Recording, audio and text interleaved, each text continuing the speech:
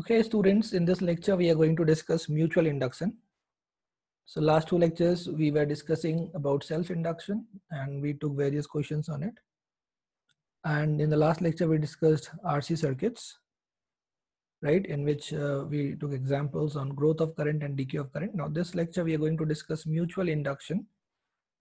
Okay, now let me explain you this with a very simple example. Okay. So let us suppose that, there is a coil. So we have this coil and this is connected to some ammeter here, and we have another coil which is connected to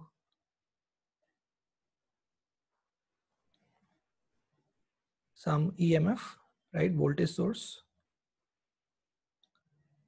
Okay, a variable voltage source. So it's a variable EMF, ठीक है. So this नीचे वाला जो है उसको we'll call it as coil 1 and this upper one we'll call as coil 2. All right, ठीक है. Okay, so what all things are going to happen here? यहाँ पे क्या क्या होने वाला है? Let us see, let us try to understand. Okay, तो यहाँ पे जो है आप देख रहे हो कि सबसे पहला पॉइंट ये है कि इसमें जो करंट फ्लो हो रहा है कॉइल 1 में, राइट, जिसको हम I1 कह देते हैं. So this current I1 is changing with time. So the current I1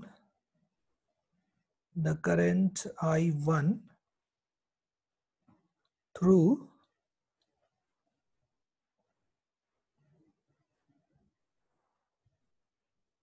the coil C1,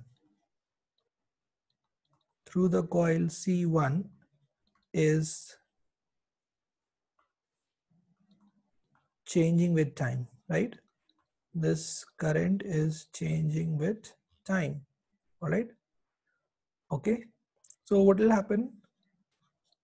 So the flux through the coil 1 will also change with time. Will also change with time, right? That will also change with time. Okay. So this flux will also change with time, right? Phi 1. Okay. So if we talk about, the flux, इसके through जो flux होगा उसको हम phi 1 कह देते हैं. Okay, ये जो फ्लक्स है, this flux will be equal to L1 I1, right. और जो इसमें EMF इंड्यूस होगा वो होगा minus d phi 1 by dt. So that will be minus L1 di1 by dt. Okay, ठीक है. ओके, अभी जो कॉइल 2 आपको दिख रहा है, कॉइल 2, यहाँ तो अभी कोई करंट है नहीं, ठीक है. लेकिन इसका जो फ्लक्स है, इसका जो मैग्नेटिक फ्लक्स है, कॉइल 1 का जो मैग्नेटिक फ्लक्स है, ठीक है, this magnetic flux will be linked with coil 2.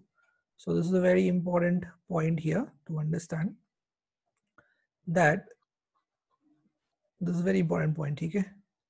So this is the third point.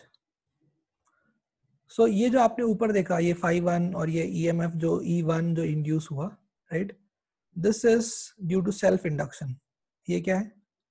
This is self induction. मतलब जो coil 1 है, coil 1 में फ्लक्स वेरी हो रहा है और उसकी वजह से coil 1 में एक EMF इंड्यूस हो रहा है, ठीक है, that is self induction. But the flux linked with coil 2, right, the flux linked with coil 2 is due to coil 1. all right. coil 2 का अपना कोई फ्लक्स नहीं है, coil 2 में कोई EMF सोर्स नहीं है, इसमें कोई करंट नहीं फ्लो हो रहा है, there is no current flowing in it. So the flux of coil 1 is linked with coil 2, right? So the flux, the magnetic flux, that is understood. We are talking about the magnetic flux. The magnetic flux of coil 2, the magnetic flux of coil 2 is also linked with coil 1. So this we should understand. The magnetic flux of coil 2 is also coil 2. Sorry. The magnetic flux of coil 1 is linked with coil 2. Okay. Of coil 1. ये जो coil 1 है, इसका जो magnetic flux है, right? This magnetic flux is also linked with coil 2. This we have to understand, right? So when the flux linked with coil 1 changes with coil 1, ये जो coil है इसमें जब flux change होगा, so at the same time the flux linked with coil 2 will also change. So when the flux linked with coil 1 changes, the flux linked with coil 2 also changes simultaneously, right? So when the flux linked with coil 1 changes, then the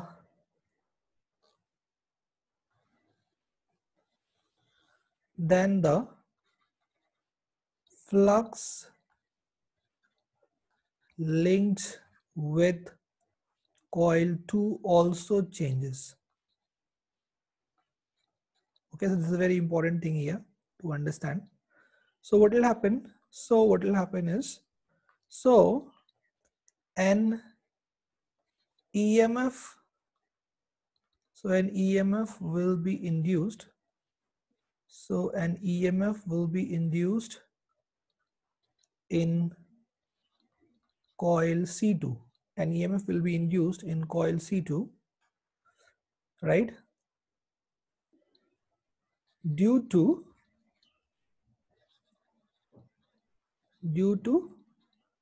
change in flux in due to change of flux in coil C1. तो actually flux किस में change हो रहा है? Actually flux coil C1 में change हो रहा है, right?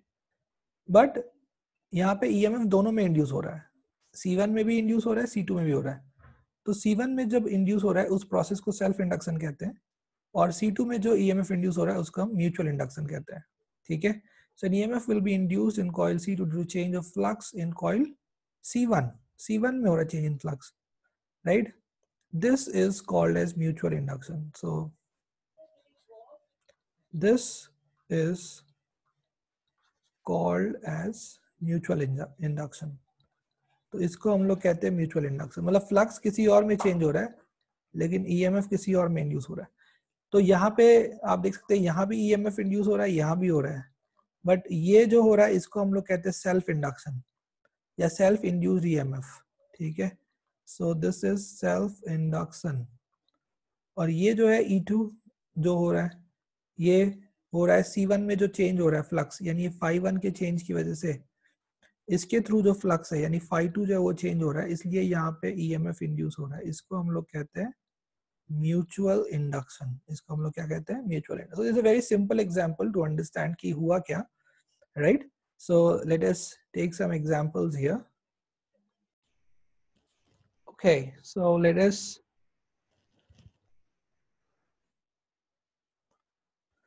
understand this once again. All right. So हम लोग ये कह रहे थे कि दो कॉइल है, ठीक है? तो एक बार फिर से बनाते हैं, right? Let us again draw. So this is one coil. यहाँ पे एक एमीटर लगाया है just to notice the change in current to see whether the EMF is being induced or not. इसको हमने कॉइल 2 लिया था, और ये नीचे हमने एक कॉइल लिया है जिसको हमने एक वेरिएबल ईएमएफ से कनेक्ट किया है, वेरिएबल ईएमएफ से, ठीक है। ये है कॉइल 1, तो ये है वेरिएबल ईएमएफ, तो इसमें करंट भी वेरिएबल है, फ्लक्स वेरिएबल है, ठीक है। तो इसका जो फ्लक्स है, राइट, इसका जो फ्लक्स है उसको हमने बोला phi1, और इसके थ्रू जो फ्लक्स होगा उसको हम बोल रहे हैं phi2, ठीक है। Okay, all right. तो ये यहाँ पे जो करंट है ये I1, और यहाँ पे जो इंड्यूस ईएमएफ होगा, इस वाले में जो इंड्यूस ईएमएफ होगा उसको हम कहेंगे E1, यहाँ पे जो इंड्यूस ईएमएफ होगा उसको हम बोलेंगे E2, यहाँ पे जो इंड्यूस करंट है वो I1, और यहाँ जो इंड्यूस करंट है वो I2, ठीक है। ओके, ठीक है। तो जब हम लोग बात कर रहे हैं, बात कर रहे हैं phi1 के बारे में, तो phi1 क्या होगा? phi1 तो होगा L1 I1। ये क्या है? ये है सेल्फ इंडक्शन। ये क्या है? Self induction. लेकिन जब हम बात करेंगे phi2 के बारे में, phi2 भी किस पे डिपेंडेंट होगा? phi2 भी I1 पे डिपेंडेंट होगा, राइट। phi2 भी किस पे डिपेंडेंट होगा? I2। तो phi2 is also proportional to I1। phi2 is also proportional to I1, ठीक है। phi1 is proportional to I1, that's self induction, and phi2 is also proportional to I1, that is mutual induction, that is mutual induction, ठीक है। मैं आपको इसका एक simple सा example देता हूं। ये जो लोग स्मोकिंग करते हैं, राइट, पैसिव स्मोकिंग सुना है आप लोगों ने, right, you have heard about passive smoking. तो I will explain you with example, ठीक है। तो जैसे एक आदमी स्मोकिंग कर रहा है, ठीक है, let us make this is nose, okay. वो स्मोकिंग कर रहा है, तो उसके नाक से ये क्या निकल रहा है? स्मोक, ठीक है। ओके, तो इसमें, तो ये जो आदमी है, राइट, इसके लंग्स में क्या होगा? इसके लंग्स में कैंसर होगा, ठीक है। तो यहाँ पे होगा कैंसर, तो this is self induced cancer, okay. उसने सिगरेट पिया और उसको कैंसर हुआ, ठीक है। लेकिन जब ये सिगरेट पी रहा है, इसके पास एक दूसरा व्यक्ति है, राइट, जो कि सिगरेट नहीं पी रहा है, नहीं पी रहा है, लेकिन ये जो धुआं है, ये धुआं इसके नाक से क्या हो रहा है? लिंक, राइट, ये धुआं इसके नाक से लिंक हो रहा है। What is this? This is passive smoking, passive smoking. ये क्या है? ये एक्टिव स्मोकिंग। तो अब यहाँ पे ये जो धुआं है इसके नाक में जा रहा है, राइट। जैसे आपने देखा है थिएटर में, जब वो दिखाते हैं ब्रेक में एक, राइट, एक आपको दिखाते हैं वो लोग कि किस तरह से एक फैमिली मेंबर स्मोक कर रहा है तो बाकी लोगों को भी कैंसर हो सकता है। तो यहाँ पे, अब यहाँ पे इस व्यक्ति को जब कैंसर हो जाएगा, राइट, इसको जो कैंसर होगा, this is not self induced, this is mutually induced cancer, या this is mutual induction.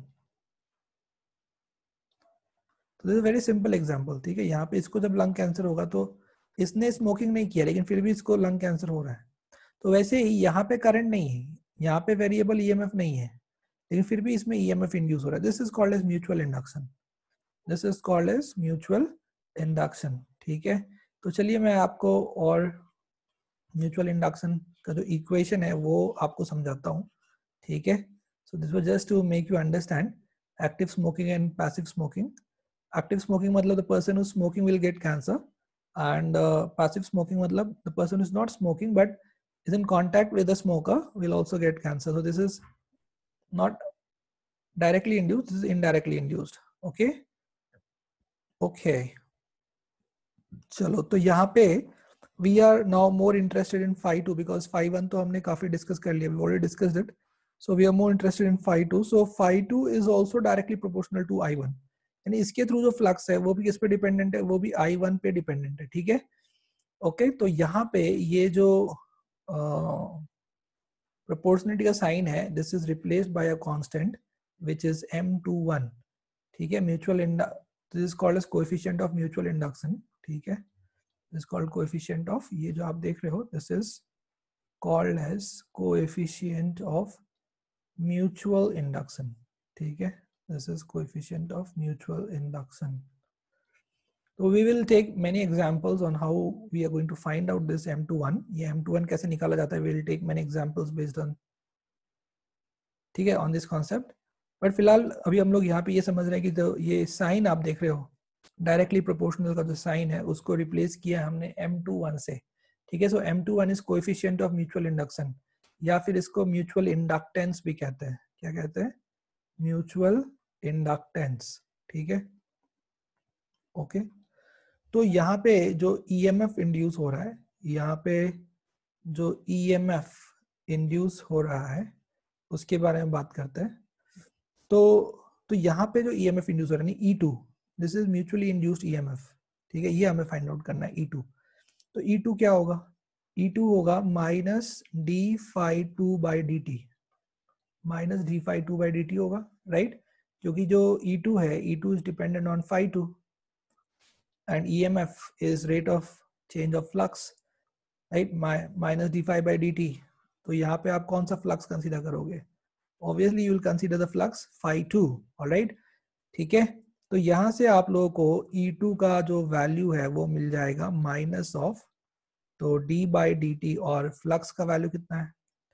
Flux यानी ∅2 जो है उसका वैल्यू डाल दो, वो है M21I1, M21I1, ठीक है. तो M21 तो कांस्टेंट है, it's a coefficient of mutual induction, it's a constant, right. वो आपको दिखाएंगे, will show you through an example that it is purely dependent on the geometrical aspects. तो that will show you. So it's a constant. So यहाँ पे ये minus M21 आप बाहर ले लो, तो अंदर क्या बचेगा अपने पास? अंदर बचेगा अपने पास di1/dt, di1/dt, ओके. सो इस तरह से आप देख सकते हो, this is mutual induction, okay. So this M is the coefficient of mutual induction, alright, ठीक है. तो इसका जो यूनिट होता है वो यूनिट हेनरी होता है, यूनिट इज हेनरी, ठीक है. और सेल्फ इंडक्शन जो होता है यानी L जो होता है, right, coefficient of self induction, उसका यूनिट भी हेनरी होता है, क्योंकि सब इंडक्शन ही है बेसिकली, तो यूनिट वही है, Henry, right, self induction, okay. Okay, तो आपको समझ में आया यहाँ पे. अगर मानिए यहाँ पे अपोजिट होता, करंट जो है कॉइल 2 में फ्लो हो रहा होता और इसमें फ्लक्स चेंज हो रहा होता, तो ये सब कुछ उल्टा हो जाता और आपको मिल जाता EMF induced in 1 is equal to minus M12 into di2/dt हो जाता, ठीक है, ऑलराइट. तो ये आप खुद से करके देख सकते हैं सारे स्टेप्स, ठीक है. मतलब एक के थ्रू करंट फ्लो होगा, जैसे यहाँ पे कॉइल 2 में करंट फ्लो होता, ठीक है. अभी जो कॉइल 2 है, अगर उस कॉइल 2 में हमने ये बैटरी लगा दिया होता, राइट, और उसमें ये होता, ये वेरिएबल EMF, तो उसका जो करंट होता यानी I2 जो होता, ठीक है, तो वो वेरी करता.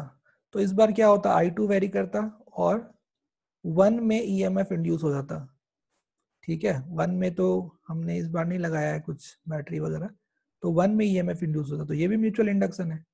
तो यहाँ पे क्या होता, फ्लक्स जो लिंक्ड है 1 के साथ, राइट, वो 2 के प्रोपोर्शनल हो जाता, ठीक है. Flux linked with 1 is proportional to I2.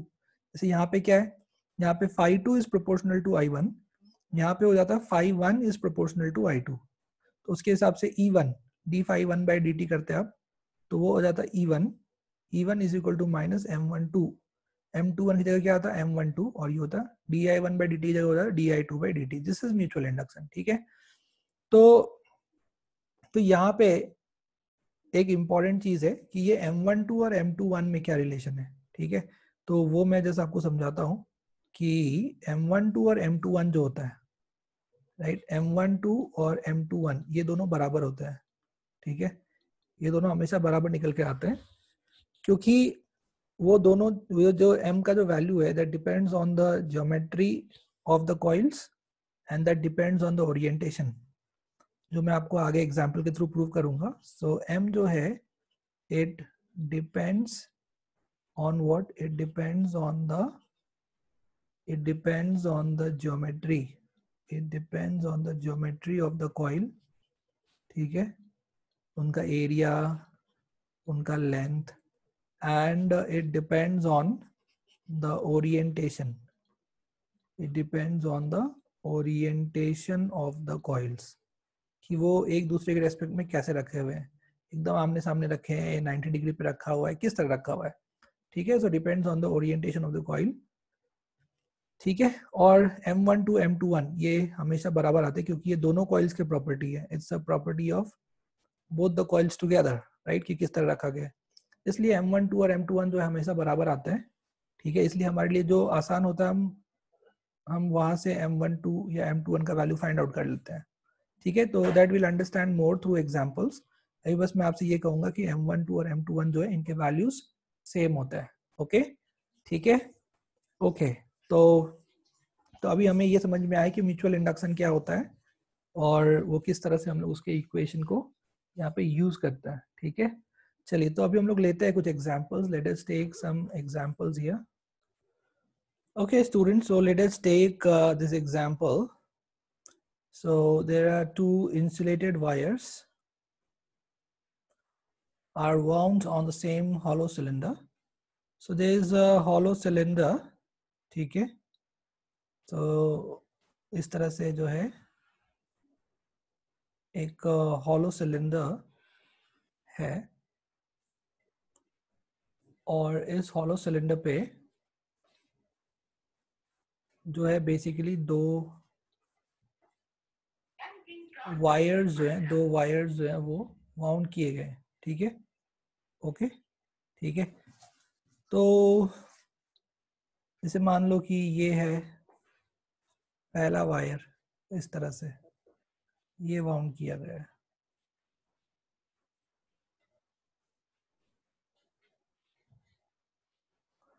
और दूसरा वायर है, वो दूसरा वायर भी इस तरह से वाउंड किया गया है, ठीक है। तो इस तरह से जो है दो वायर्स जो है बेसिकली वाइन यहाँ पे वाउंड किए गए हैं, ठीक है, ओके। तो पिंक वाले का नंबर ऑफ टर्न्स N1 है और जो हमने येलो वाला लिया है, येलो वाले का नंबर ऑफ टर्न्स N2 है, ओके, ओके। और ये जो कोर है, ये जो कोर है, इस कोर का क्रॉस सेक्शन एरिया A है और इसका जो लेंथ है वो L है, ठीक है। लेंथ कितना है? L। The cross section area is A and the length is L, ठीक है। हमें we have to find out mutual induction, right, find the mutual inductance, यानी हमें M फाइंड आउट करना है, we have to find out M, ठीक है। Is that understood? Okay, so we have to find out M, mutual inductance, all right, ठीक है। So how do we do that? It's very simple. आप कोई भी एक फ्लक्स थ्रू 1 ले लो और जो करंट है करंट 2 में एज्यूम कर लो, तो आप एज्यूम कर लो let current I is equal to I2 flow in the second coil, ठीक है। हमें ये नहीं देखना है कि अगर किसी करंट में किसी कॉइल में करंट फ्लो हो रहा है तो उस कॉइल में कितना ईएमएफ इंड्यूस हो रहा है, ये नहीं देखना है। हमें ये देखना है कि अगर करंट 2 में फ्लो हो रहा है तो 1 के साथ फ्लक्स कितना लिंक होगा, ठीक है, दैट्स इंपॉर्टेंट, ओके। तो फ्लक्स लिंक विद 1, राइट, वो हमें निकालना है, ठीक है। तो that we have to find out और उसको हमें इक्वेट करना है इससे MI2 से, और फिर वहां से हमें M मिल जाएगा। So this is the equation, right, this is how we have to do it. So let us discuss, ठीक है, करते हैं, चलो। तो सबसे पहले हम लोग जो फ्लक्स है वो फ्लक्स हम लोग कैसे फाइंड करेंगे, वो फ्लक्स हम लोग बी डॉट ए से फाइंड आउट करेंगे, ठीक है, बी डॉट ए जो फ्लक्स का एक्चुअल फॉर्मूला है। अब फील्ड किसकी वजह से लेना है? फील्ड लेना है हमें 2 की वजह से, ठीक है, राइट। और एरिया किसका लेना है? एरिया लेना है 1 का, ओके, या जिसके थ्रू फ्लक्स जा रहा है उसके थ्रू। तो यहाँ तो दोनों जो है दोनों के लिए एरिया तो कॉमन ही है, एरिया ए है, ठीक है, ओके। तो let us find it out. तो B2 कितना होगा? B2 हो जाएगा, और जो ये फ्लक्स है, right, this is the flux linked with 1 turn, ठीक है, हमें निकालना है flux linked with the total number of turns, so this will multiply by what, will multiply by n1। ठीक है, तो पहले b2 लिखते हैं। b2 क्या होगा, b2 हो जाएगा mu naught N I, N मतलब नंबर ऑफ टर्न्स और आई मतलब current flowing in the coil 2, right. तो जो कॉइल 2 है उसमें हमने मान लिया कि करंट क्या हो रहा है, करंट फ्लो हो रहा है। सो यहाँ पे हमने b2 का वैल्यू डाल दिया है। ठीक है, b2 क्या होगा, b2 हो जाएगा mu naught N I two. ठीक है, ऑलराइट। तो हमने b2 क्यों क्यों लिया है, बिकॉज हम लोग ये देखना चाहते हैं कि जो सेकेंड कॉइल है, सेकेंड कॉइल में जो करंट फ्लो हो रहा है उसकी वजह से फर्स्ट कॉइल के थ्रू कितना फ्लक्स लिंक होगा। ठीक है, that is what we want to see. इसके लिए हम लोग यहाँ पे इस तरह से ले रहे हैं। ठीक है, तो ये हो गया b2 और एरिया, एरिया तो कोई प्रॉब्लम नहीं है, एरिया a है और ये है आपका n1। ठीक है, okay, alright, okay. Now what, now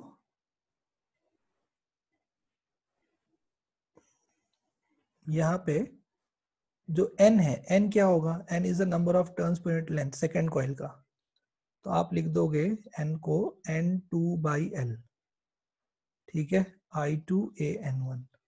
तो यहाँ से आपको φ1 कितना मिल गया, यहाँ से आपको φ1 मिल गया म्यू नॉट, ठीक है, mu not n1 n2, a is the area, l is the length. ठीक है, l इज द लेंथ और क्या है, और है करंट I2। ठीक है, तो यहाँ पे जो हमने लिखा था φ1 is equal to mi2, this is equation number 1। And ये जो आपने देखा φ1 is equal to mu not n1 n2 a I2/l, this is equation number 2।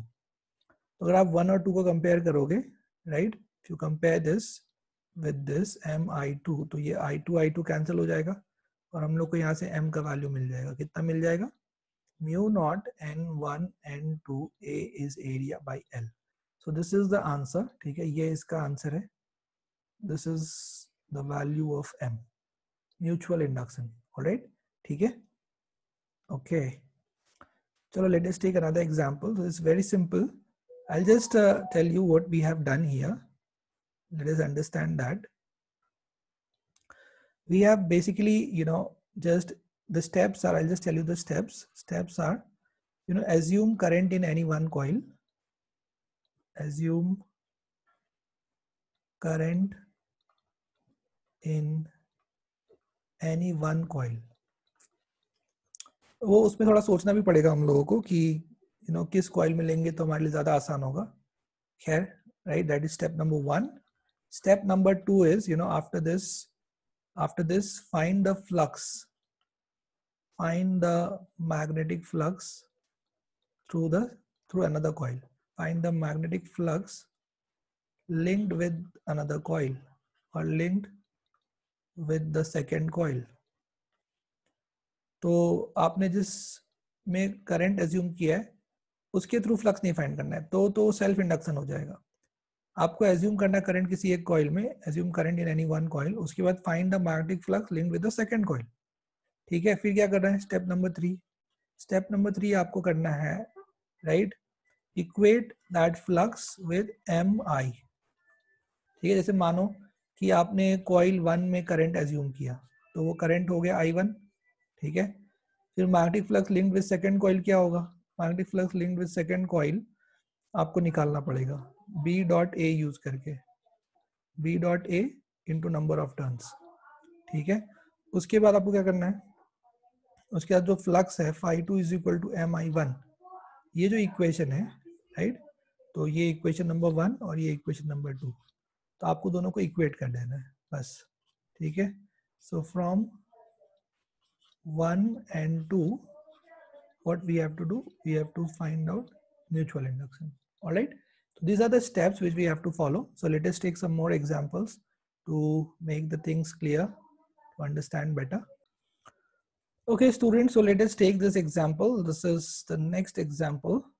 Okay, तो यहाँ दिया है find the mutual inductance of two concentric coils of radii a1 and a2। तो ये जो आप देख रहे हो इसका रेडियस है a1, ठीक है, और ये जो है बाहर वाला बड़ा वाला, इसका रेडियस है A2, ठीक है। और दिया गया A1 इज वेरी स्मॉल, तो यहाँ पे ये बहुत इंपॉर्टेंट चीज है, दिया गया है कि A1 is very very small, far small with respect to A2, so we have to find the mutual induction. तो अब यहाँ पे ना स्टेप नंबर 1 जो हमें सोचना है वो ये सोचना है कि हम किस में करंट एज्यूम करें, ठीक है। मतलब हम छोटे वाले में करंट एज्यूम करें या हम बड़े वाले में करंट एज्यूम करें, right. This is first thing. अब देखिए मैं आपको समझाता हूँ, अगर आपने छोटे वाले में करंट एज्यूम किया और बड़े वाले में फ्लक्स निकालना है, तो आपको ये पता नहीं है कि यहाँ पे मैग्नेटिक फील्ड का वैल्यू कितना होगा, ठीक है। देखिए फिर से समझिए, अगर आपने छोटे वाले में करंट एज्यूम किया और बड़े वाले का फ्लक्स निकालना है, तो तो तो आपको इसके वजह से, इसमें जो करंट फ्लो कर रहा है उसकी वजह से, अगर ये I1 है तो आपको यहाँ पे B1 निकालना पड़ेगा ना। तो ये B1 आप निकाल नहीं सकेंगे, राइट, क्योंकि इसका कोई फॉर्मूला आपको पता नहीं है, ठीक है। अगर आपने इस छोटे वाले में I1 मान लिया, छोटे वाले में, और इसकी वजह से आप इस बड़े वाले के थ्रू फ्लक्स निकालना चाहोगे, अगर आप इस बड़े वाले के थ्रू फ्लक्स निकालना चाहोगे, तो वो आप निकाल नहीं पाओगे। क्यों नहीं निकाल पाओगे? क्योंकि यहाँ पे जो ये करंट फ्लो हो रहा है इस वाले में, इसकी वजह से आपको यहाँ पे फील्ड का वैल्यू नहीं पता, आपको फॉर्मूला ही नहीं पता, आप कैसे निकालोगे? इसलिए हम लोग क्या करेंगे, हम लोग छोटे वाले में नहीं, हम लोग बड़े वाले में मान लेंगे, क्योंकि जब हम बड़े वाले में मानेंगे करंट, तो हमें इस बड़े वाले के सेंटर पे फील्ड निकालना है, वो हमें पता है। तो हमने इसमें करंट मान लिया तो हम यहाँ पे फील्ड निकाल सकते हैं। तो इसलिए लॉजिकली हमारे लिए, ये जो लॉजिकली अभी हमने सोचा इस चीज को, तो वैसे ही हमें सोचना होगा कि कौन सा हमारे लिए पॉसिबल है। क्योंकि म्यूचुअल इंडक्शन आप M12 निकालो या M21 निकालो, दोनों बराबर है, राइट, बोथ आर सेम, इसलिए आप कोई भी एज्यूम कर लो, लेकिन जो हमारे लिए आसान है वो हम एज्यूम करेंगे पहले, ठीक है। तो चलिए, तो हम लोग क्या करने वाले हैं, हम लोग जो बाहर वाला है उसमें करंट एज्यूम कर लेंगे I2, ये करंट एज्यूम कर लेंगे, और हम निकालेंगे phi1, ठीक है, यानी 1 में फ्लक्स निकालेंगे, ठीक है। तो स्टेप नंबर 1 क्या है अपना यहाँ पे, let us assume current I equal to I2 in coil 2। तो बाहर वाला जो है वो coil 2 ले लिया हमने, अंदर वाला हमने ले लिया coil 1, ठीक है। ओके, तो ये हो गया अपना पहला step, this is the first step. Okay, now let us come to the second step. Second step मतलब क्या, मतलब हम लोग को फ्लक्स निकालना है, ठीक है। We have to find out, ये स्टेप नंबर 2 है, this is step number 2, step 1, step 2, we want to find out the flux linked with 1। Okay, so flux linked with 1 हम लोग फाइंड आउट कैसे करेंगे, तो उसका तरीका बताया मैंने आपको, B.A, right, field due to 2 area of 1, field किसका, 2 का, क्योंकि 2 की वजह से निकालना है, एरिया किसका, 1 का, क्योंकि 1 के थ्रू निकालना है, ठीक है। तो जो फ्लक्स है phi1, फ्लक्स क्या होता है, B.A होता है। तो फील्ड किसका ले रहे हैं हम लोग, फील्ड ले रहे हैं हम लोग 2 की वजह से, इसकी वजह से, बाहर वाले की वजह से, राइट, क्योंकि उसकी वजह से निकालना है फ्लक्स वहां पे, म्यूचुअल इंडक्शन। और एरिया किसका, एरिया तो 1 का, क्योंकि फ्लक्स उसके थ्रू पास होने वाला है, इनटू नंबर ऑफ टर्न्स, ठीक है। तो यहाँ से जो फील्ड है, फील्ड कितना होगा, फील्ड हो जाएगा mu not I2, mu not I by 2 r होता है, तो mu naught I2 by 2 r, r क्या होगा A2, r क्या होगा A2, बड़े वाले का रेडियस, ठीक है। एरिया किसका, एरिया छोटे वाले का, छोटे वाले का एरिया क्या होगा, पाई आर स्क्वायर, यानी पाई A1 square, number of turns कितने हैं 1, ठीक है, नंबर ऑफ टर्न्स कितने हैं 1, तो ये आ गया अपना phi1, ठीक है। तो इसको आप बोल दो इक्वेशन नंबर 1, ठीक है, we'll call this as equation number 1, हमने इसको इक्वेशन नंबर 1 कह दिया है, ओके, ठीक है। अब हम लोग बात करते हैं, now let us talk about the step number 3। Step number 3 क्या होगा, स्टेप नंबर 3 ये कि जो फ्लक्स है, फ्लक्स का फॉर्मूला क्या होगा, phi1 होगा MI2, right, because according to mutual induction, the concept of mutual induction, the flux phi1 is proportional to I2, तो phi1 is equal to क्या होगा, MI2, ये हो गया इक्वेशन नंबर 2, ठीक है। अब स्टेप नंबर 4 क्या है, वेरी सिंपल, आपको कंपेयर करना है, राइट, फ्रॉम 1 and 2। तो अब बात करते हैं हम लोग फ्रॉम 1 and 2, ठीक है। सो फ्रॉम 1 and 2, यानी आपको दोनों को इक्वेट करना है। आप जैसे दोनों को इक्वेट करोगे, राइट, I2 और I2 क्या हो जाएगा, I2 और I2 कैंसिल आउट हो जाएगा, ठीक है। तो ये I2 और ये I2 कैंसिल आउट हो जाएगा, आपको m का वैल्यू मिल जाएगा। कितना मिल जाएगा m का वैल्यू? आपको m का वैल्यू मिल जाएगा mu not, right, mu not pi a1 square, mu not pi a1 square by 2a2। So ये है answer, this is the final answer, ठीक है, ये m का वैल्यू मिल गया। This is how will find mutual induction. So ये इस तरह से आपको स्टेप्स फॉलो करने हैं। स्टेप नंबर 1 आपको करंट एज्यूम करना है, ठीक है। स्टेप नंबर 1 क्या है? स्टेप नंबर 1 ये है कि आपको करंट एज्यूम करना है कि एक करंट फ्लो कर रहा है, राइट, एक किसी कॉइल में। फिर आपको स्टेप नंबर 2, आपने जिसमें करंट एज्यूम किया है तो उसको छोड़ के जो दूसरा कॉइल है उसके थ्रू आपको क्या निकालना पड़ेगा? फ्लक्स निकालना पड़ेगा, ठीक है। फिर स्टेप नंबर 3, फ्लक्स का ये जो फॉर्मूला है वो लिखेंगे आप, म्यूचुअल इंडक्शन इनटू करंट वाला फॉर्मूला। अगर फ्लक्स 1 के थ्रू निकाल रहे हैं तो करंट 2 का आएगा, और फ्लक्स अगर 2 के थ्रू निकाल रहे हैं तो करंट 1 का आएगा।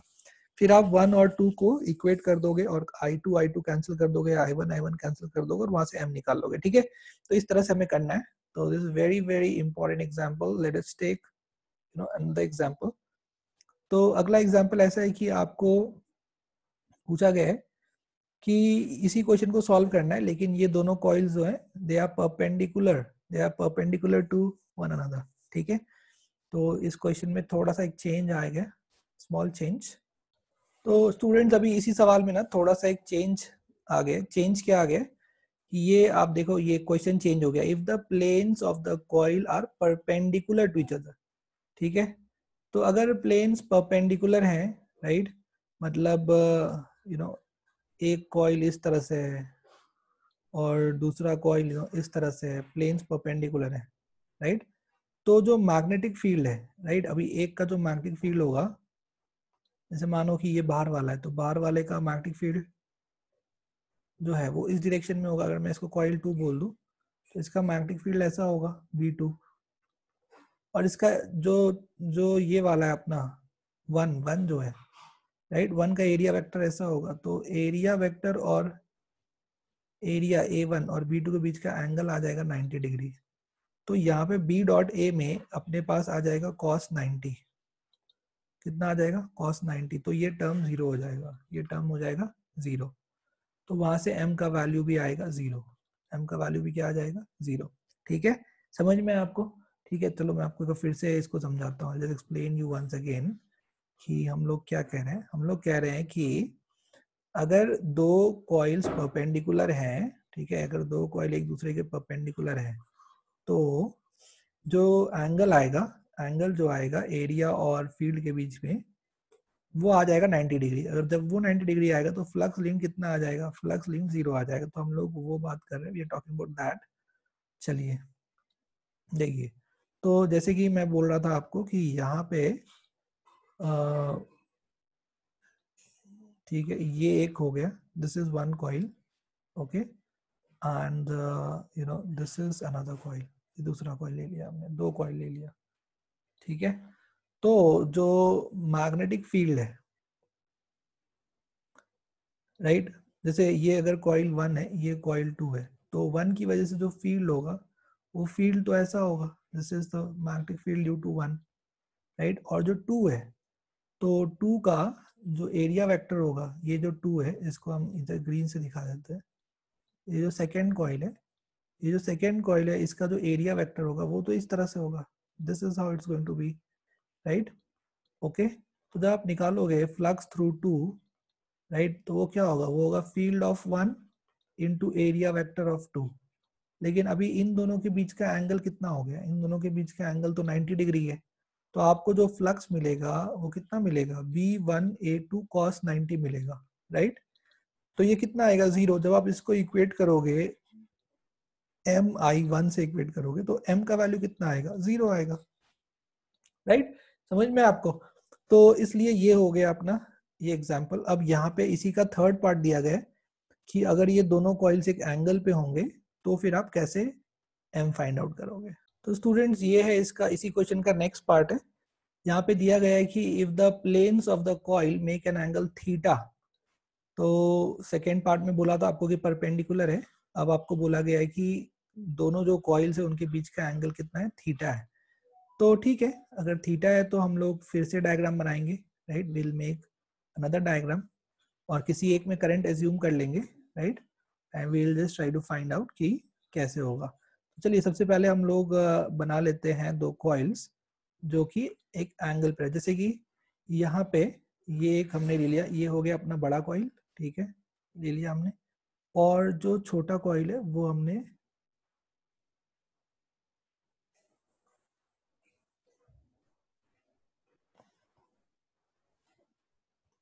तो हम ऐसा करते हैं, हम इसको खुद से बनाते हैं छोटा कॉइल। तो जो छोटा कॉइल है, ठीक है, उसको हम अलग कलर देते हैं, ग्रीन कलर दे देते हैं। तो वो छोटा जो कॉइल है वो इस तरह से है, ठीक है, एक एंगल थीटा पे बना हुआ है, ओके, इस तरह से, ठीक है। मतलब अगर आपने इन दोनों के बीच का एंगल देखा, ये और ये जो है दोनों, अगर आप इनके बीच का एंगल देखोगे तो वो एंगल हो जाएगा थीटा, ठीक है, वो एंगल दिया गया है थीटा, ओके। तो अब क्या होगा, राइट, अब ऐसा होगा कि ये जो कॉइल 1 है और ये तो कॉइल 2 है, तो कॉइल 1 का जो फील्ड है वो फील्ड ऐसा है, दिस इज फील्ड 1, ठीक है, ओके। और और जो कॉइल 2 है उसका एरिया वेक्टर कैसा है, उसका एरिया वेक्टर ऐसा है, क्योंकि ये एरिया है, दिस इज द एरिया, तो वो एरिया के परपेंडिकुलर होगा, वो एरिया के क्या होगा, परपेंडिकुलर, यानी ये होगा, तो दिस इज A2 वेक्टर। तो अब B1 और A2 के बीच का एंगल कितना आ जाएगा, वो वापस थीटा आ जाएगा, ठीक है। तो इस बार जब आप लिखोगे फ्लक्स थ्रू 2, राइट, एक तो flux through 2 is equal to MI1, ये इक्वेशन नंबर 1, और flux through 2 is equal to क्या लिखोगे आप, right, magnetic field of 1 area of 2, ऐसा लिखोगे, और दोनों का डॉट प्रोडक्ट लोगे, जब दोनों का डॉट प्रोडक्ट लोगे तो वो हो जाएगा B1 A2, क्या हो जाएगा ये, कॉस थीटा, राइट, दोनों के बीच का एंगल क्या आ जाएगा, थीटा। अच्छा, तो हम लोग जो है यहाँ पे इस वाले में, बड़े वाले में हम लोग करंट एज्यूम कर रहे हैं I1, ठीक है। चलो, तो अभी let us find out this value of phi2। तो जो मैग्नेटिक फील्ड है 1 की वजह से, राइट, ये 1 की वजह से, 1 का रेडियस तो A2 है, 1 का रेडियस कितना है, A2 है, तो जो ये होगा फील्ड वो हो जाएगा म्यू नॉट I1, करंट तो हमने I1 माना है, म्यू 1 I1 बाई 2 A2 हो जाएगा, उसका रेडियस A2 है, ठीक है।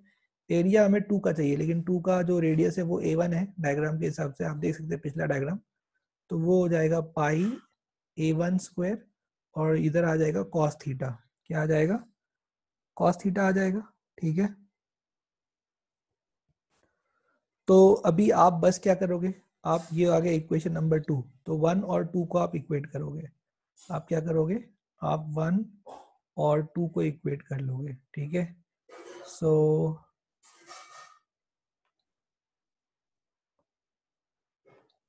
तो आपको मिल जाएगा फ्रॉम इक्वेशन 1 एंड 2, तो आप 1 एंड 2 को इक्वेट करोगे तो I1 क्या हो जाएगा, कैंसल आउट हो जाएगा, और आपको मिल जाएगा m का वैल्यू, तो m का वैल्यू मिल जाएगा आपको mu not pi A1 square cos theta divide by क्या हो जाएगा, डिवाइड बाई हो जाएगा 2A2, तो mu not pi A1 square cos theta, right, cos theta divide by 2A2, ठीक है, ओके।